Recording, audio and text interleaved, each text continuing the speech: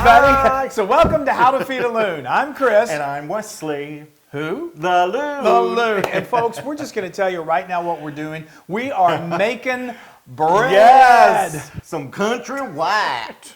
You always talk over me when I say when I'm making bread. We're doing some homemade country white bread. It is so good. It is so just, I think it's just one of those things that's just, there's nothing much more therapeutic for me than making like homemade bread. It's like homemade pasta. I know. It's therapeutic for me too. Yeah, well, once he gets to eat it. But it's actually surprisingly easy.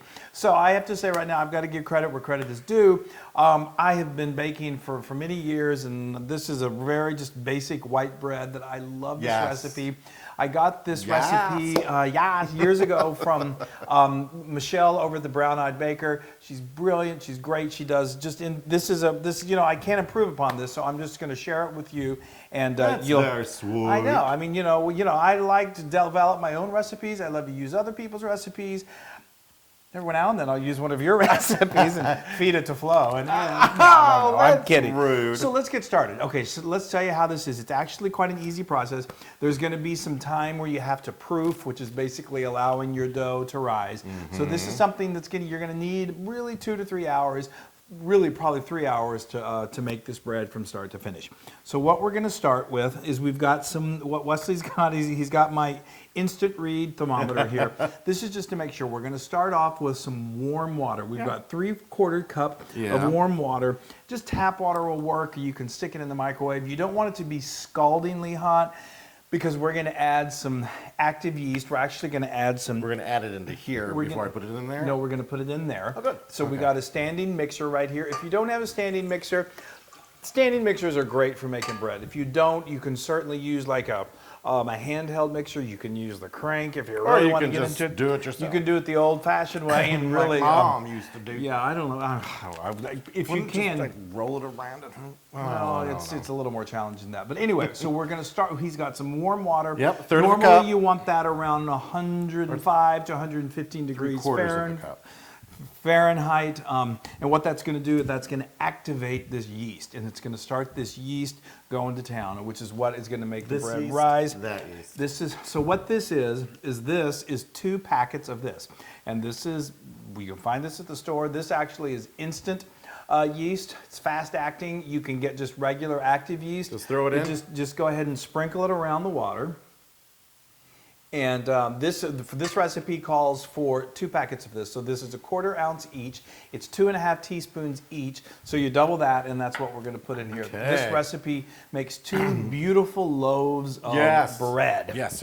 If you just want 1 loaf of bread, you can just cut this recipe in half, and you're good to go. All right. So now it takes about 5 minutes for this yeast to start to really activate. Now, yeast is a living organism. It's a thing, so you want to make sure that you can smell it once it's starting to activate. Yes. This is important. You don't want to use yeast that's been sitting on the shelf for years, because then it's no longer a living organism. So you can check on here. They say that the shelf life of yeast is about 2 years. I like to keep it at least within a year.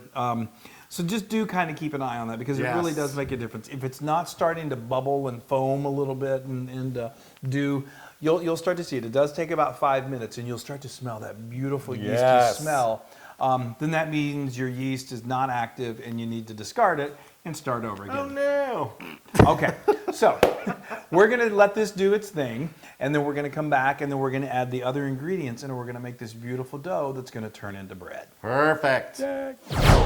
Okay, so it's been about 5-6 minutes, and we've been sitting here watching the yeast activate. We're getting action going on here. It's getting yeasty. So this has gotten a little bit frothy. Sometimes you'll put yeast in the warm water and it really starts to bubble. Usually not. Usually it just gets a nice frothy, and you can smell the yeast. It smells very yeasty. It smells like we're getting ready to make bread, which we are. Okay, so now what we're going to do is we're going to add the components of the dough. So we've got 2 2/3 of just regular tap water. Just pour it right in? Just pour it on in there. You don't have to heat this. It's already, the yeast has been activated, so this is just room temperature, just water right out of the right out of the tap, out of the faucet. Okay, now we're going to take this. This is 1/4 cup of just good old granulated sugar. Just dump it. Just dump it in there. Don't be afraid. Okay. We love this. Is in classic white bread.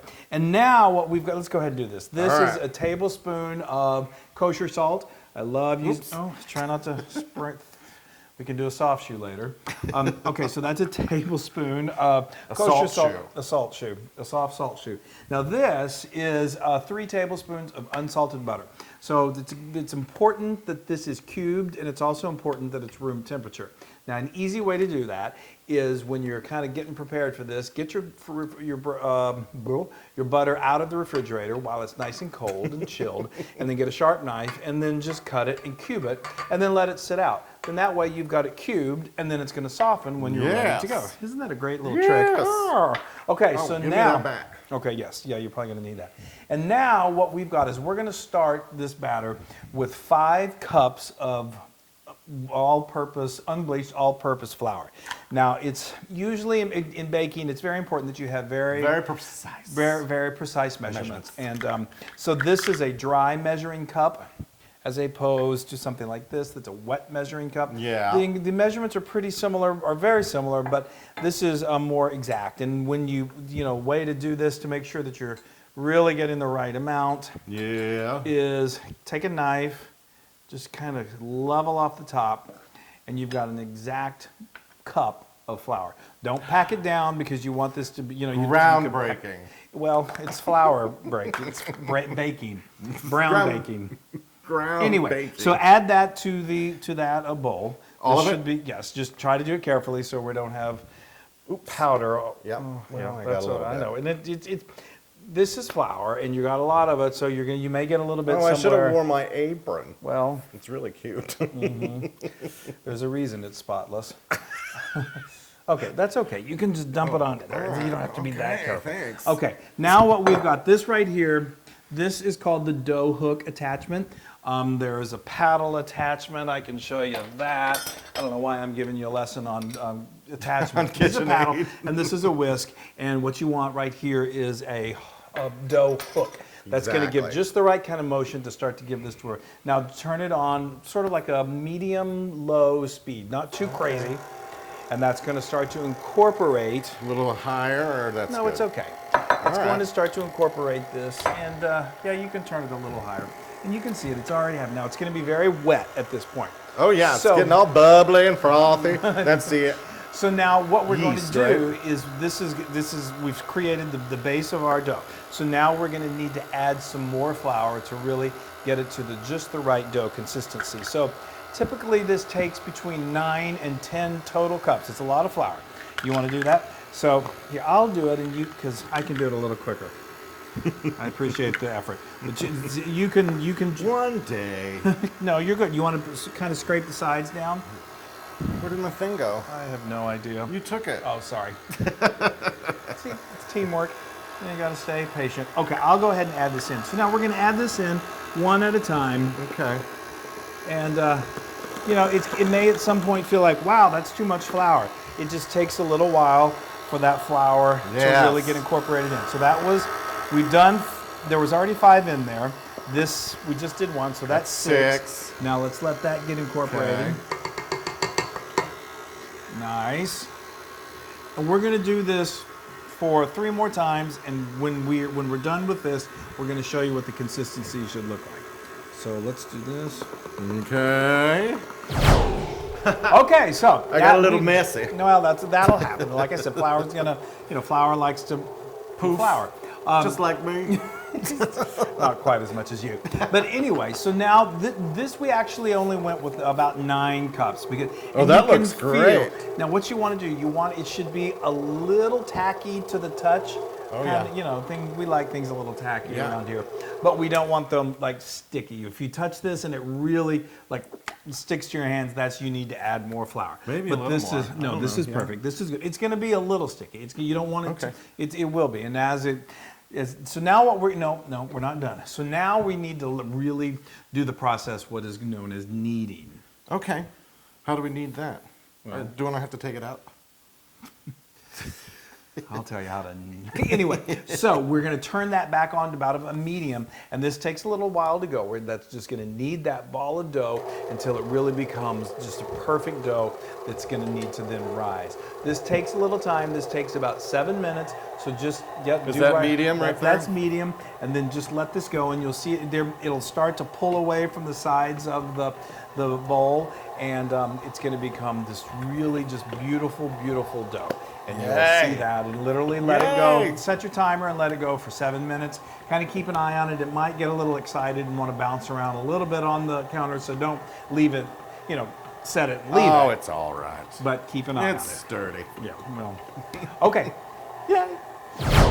Okay, everybody, so we've been going for about 7 to 8 minutes. I went ahead and had Wesley turn up the speed more to a medium. Because I was going too slow. Well, just a little bit. But you really want, this is the process of kneading. Yeah. Now you've got this beautiful dough. So now let's switch places. I'm going to go ahead and just show you how to easily get this out of here. Now it may feel like it's like, wow, that doesn't want to come out of there, but it does. And your hands are going to get a little sticky. If you don't like them getting sticky, then you can put you can put some flour on the dough on your hands, and that'll make it easier. And while you're doing that, I'm going to spray this bowl, Yes. because that's where that dough is going to go. That's right. So okay. Look at I sound like I know what I'm talking about. I know, it's so mysterious. Okay, I so think I let's put sprayed this the whole back table, here. too. Oh God, how much did you spray? I didn't spray a Okay. lot. So I tell you, you know what I am going to do though? I'm just going to put a little flour. Just get a little flour on your hands. It's okay if it gets on the surface. We'll take this off. Work it. There you go. Okay. Work it. I'm just going to dump it right out of there. It needs a little help. Needs a little elbow grease. Yeah. And you know what? This is a little bit, it's okay. It is a little bit, there we go. Just it's need a that little bit. process of getting it out of there, and it may be like you, a little tacky. No, this is beautiful. This is the process where you may be thinking, oh my gosh, have I done it right? It feels like a little sticky. Just add a little flour to your hands, and you're good. I want to take a picture so I want to videotape because people at home can't see it because of this giant thing. Okay, well, take that picture. Look at that. So this is one of my favorite bowls. I got this bowl like in 1990 in New York City, and I have made so many things in this bowl. I just love it. You have had that forever. It's like do you have like something that you've just used so many times that there's so many memories and so many stains? No. Yes. Now Anyway. make sure that stays right there so people at home can see it. Okay, so that's beautiful. So now it's okay if there's a few little cracks, in the dough. As it rises, it's going to... It's going to get poofy and all. Beautiful. It's kind of like your wrinkles on your body when you get fatter. I was going to say... They just kind of fade away. Yeah, I was That's wondering... why I have no wrinkles. I'm not even going to go there. I'm not even going to touch that. Okay, so it's really important now that you cover this up. You want that to be sealed. And now we do the process that's called proofing. And I don't know where that term came from, but basically what it means is it just needs time for that yeast to do its thing, and for it to rise. So it's important that... Here, use that for your hand. Thank you. It's important that you put this in a non-drafty, a kind of a somewhat warm place. This oven that we've got actually has a proof temperature gauge on it, which is sort of amazing. I've never seen one. See, there's proof that it exists.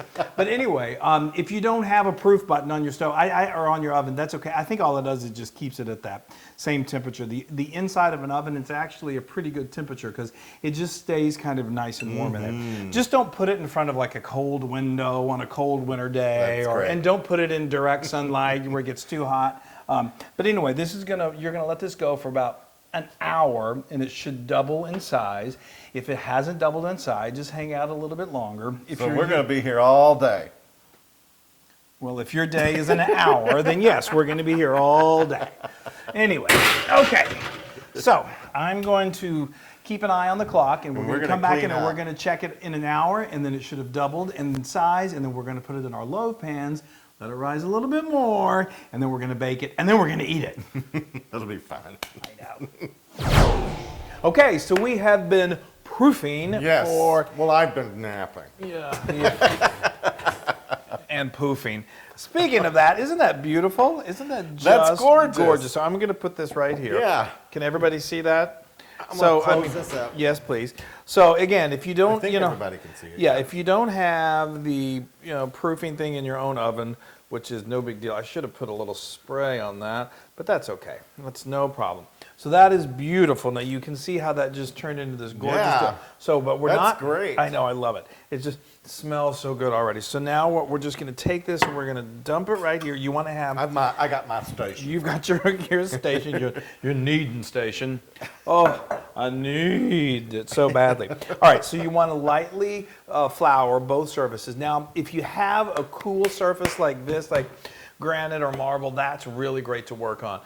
It's not as great as great on something as porous as like a wood finish. I mean, you can do it, but just make sure you get it nicely floured. And I actually, back when we had a wood shop that we worked on, a wood like bench, I purchased a little. You can buy a little piece of marble that's big. That's exactly for that reason, and it's great.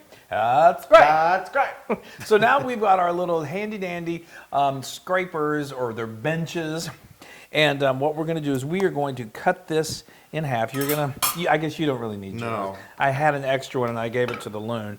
But what we're going to do. Oh, I don't get a bench. Well, Madonna.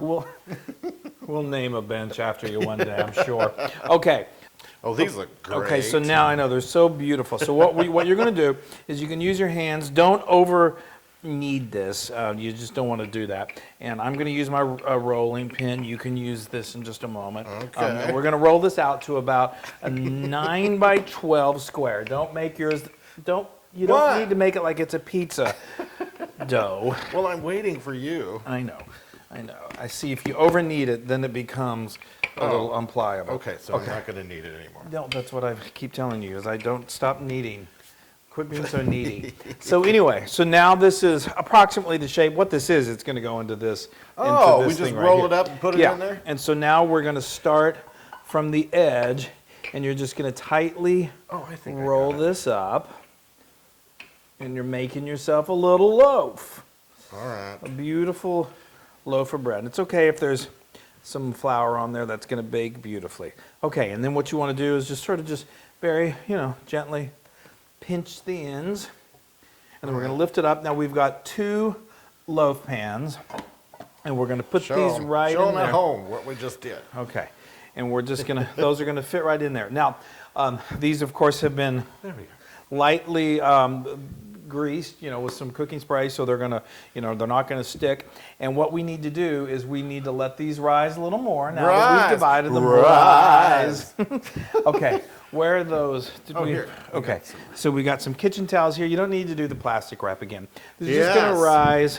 Just cover them up so they can poof. You want them to kind of, they're going to be close to double. You'll see when there's just a nice little, like it's risen up right there. Yay. Okay, so what I'm going to do is I'm going to put this back in my proofing oven. Again, if you don't have the proofing button, remember what I used to do when we lived in this tiny little apartment in the village of New York City. The way I got to the right temperature in the kitchen, which was about the size of this kitchen towel, was I would turn on the oven to about 350, and then I'd open the door, and then that would literally heat the area. Yeah. It would make it kind of warm. And we would never make bread during the summer times because it was so small. Yeah, well. We didn't cook in the summer times. Well, you didn't. Anyway, this is going to go, so we're going to proof for about another 45 minutes, maybe even less, 30. Just keep an eye on it, and then we're going to bake it, and it's going to be done. Yay! Okay, so we're back, and look at this. I told you they do dueling loaves. Dueling loaves, and I think... Well, it's not a loaf yet. Dueling dough. I don't know. Anyway, we've got 2 beautiful loaves of bread that are about to go in the oven. Shall we? Let's do the big reveal, shall Yay. we? Oh my gosh. Ooh, that is I gorgeous. think mine poofed bigger than yours. Well, that's not surprising. You poof everything bigger. But anyway, this is just beautiful. And, I have to say, well, anyway, let's let these bake. What do you have to say? I was just going to say that, I love this recipe because it's really, this is a really forgiving recipe. I think when I did my I probably could have added a little More flour? Flour. Sometimes Little you don't sticky. notice that until you get it out. And as you saw, I struggled a little bit to get it out. But it's beautiful. It's. So I'm just coating this? Yeah. Oh, let me tell you what we're doing here. We're just icing Buttering. We've got some melted butter here, which is just going to make it golden, nice and brown. beautiful, Yes. golden on top, and give it just a little more flavor. Oh, I think and, I punched mine down a little bit. well, that's right okay. over there. Don't get too excited when you're brushing on the butter. Oops. Okay, that's good. You've really buttered that. I up. like a good buttered bun. I know. Buttered rolls. Working title of your memoir. Butter me up. Butter it Okay. up, baby. So anyway, all right, now this is ready. I've got my oven preheated to 400 degrees Fahrenheit. We're going to put this in on the center rack. And we're going to let this go for only about 30, 35 minutes. About halfway through, we're going to just turn them around just so they brown evenly on all sides. They'll even rise more as they bake. And then we're going to take them out and we're going to eat these. It's going These to be are a gorgeous. carb heaven. We'll see in a bit. Yay! It's ready. bread time, It folks. smells delicious. I know. Is there Oh, anything better those than are gorgeous. gorgeous? Gorgeous. Wow. The dogs came running. That just echoed Just in this gave me house. a aneurysm. Okay, so that Those are looks beautiful. amazing. Okay, so these are almost done. I'm sorry to say they're not quite. Let's go ahead and do this. Let's put a little more butter on here. Let's just. Oh well, if I have to wait because you have to put butter on it. No, then you need to let these just rest in the pans for about just 10 minutes. Just literally 10 minutes, Wesley. All right. That's enough for you to go get the butter out of the fridge and get ready to lather Get these. my butter softened. I got my butter. Let's eat some bread. Okay, so like I said, these are just going to rest for 10 minutes, and then we're going to gently dump them out of these pans, and then we're going to cut them, and he and I am going to eat All right. them. All right. Oh, These so folks, are let us break bread together. Oh my gosh, I'm on so... my knees. This is amazing. So what we did, we let these rest, like I said, for 10 minutes. Just let them kind of. That was torture. Yeah, I know. They're still warm. They're totally warm. Toasty. They'll stay warm for a while. Yes. And then I just, I got I'm my cutting caressing board. my loaf. I know. And then I got a cutting board, and I just turned the thing over and let it dump out, and it just slid right out, and just turn it over. And then I did it with this one, and it's perfect. So good. So I'm gonna not talk anymore. Well, you can talk all you want. That'll be a I'm miracle. I'm gonna slice this a piece off So of me now, for me. really, what you should really do is let this completely cool, and then if you want to reheat it, you can. But we're so excited that he's just gonna go ahead. I'm just and gonna cut do a little. into it. Oh, look at that. Just do a side. And let me tell you, it's so good. You guys, look at that. That's perfect homemade bread. I mean, making sandwiches, you'll never be the same. You can do this. We do a croque madame. I don't even want to talk Don't about even it. I talk can't even to talk me. about it. I mean, I'm verklempt already. But I'm gonna get this all buttered I can't up. even say the word ceramic. I call it porcelain. But anyway, all right. He's very gingerly going to put some butter on his toast. You know what? I'll Slather be like your it on. mother. Let's be like- I'll be like your mom. She My mom loves her lo- butter. My mom loves her butter, and so Like does a her good son. Southern woman. Both of her sons, her son and son-in-law. All right, man, that looks amazing. I'm gonna leave this because we'll probably get through And that. I am a crust man. I love my crust. You're very crusty. Knew you were gonna say that. So I set you up for these things. Well, sort of easy. Oh, I know. I mean, every now and then, there are certain things that I'm like, I can't take it, and that's one of them. There's this nothing is better. so good. I am so glad I'm not on the keto diet. Or keto. I think it's keto. Yeah, Whatever. yeah. Isn't that Wow. incredible? That is just like It's so homey. I know. I so just, good. like And I I- said, I get very like this feeling of like thankfulness and just thank you, and just like it's a gift from God and earth, and I'm getting very emotional. It is so good. I love it when we make this bread and with your pot roast. Oh my gosh. Open faced sandwiches, everything. This reminds me of my grandma. It's so sweet. Both of them. Oh Aw. my gosh. Oh, well, you can get this. Oh, wait, hold on. Hold. Oh yeah, you're forgetting something very important. This is 100% Loon approved. That's it, only 100? Well, I know. Anyway, go ahead, go on. I'm sick of people are probably